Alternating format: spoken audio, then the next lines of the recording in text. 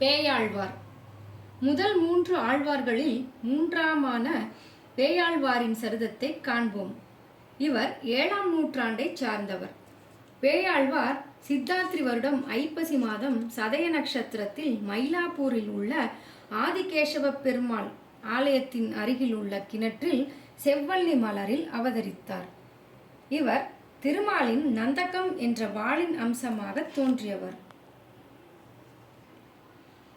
இவர் சிறுவயது முதலே கேசவனிடம் தீராத காதல் கொண்டவராக வளர்ந்தார்.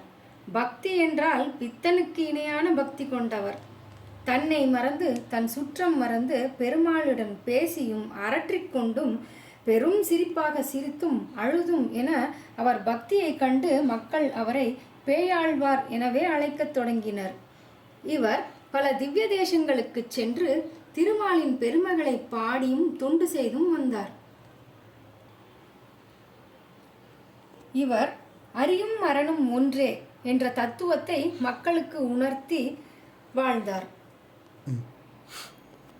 இவர் திருமலையில் வெங்கடவனை கண்டபோது தாழ் சடையும் நீள்முடியும் ஒன்மழுவும் சக்கரமும் பாம்பும் ஏந்தி சிவனாகவே கண்ட காட்சியை பாடினார்.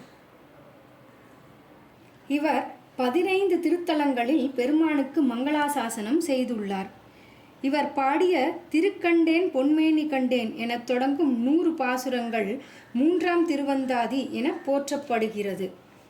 முதல் மூவரில் இவரே அதிகமான ஸ்தலங்களில் மங்களாசாசனம் செய்துள்ளார். பெருமானையே கண்ட பேயாழ்வார் போல் நாமும் பக்தி செய்து திருமாலின் திருவருளை பெறுவோமாக.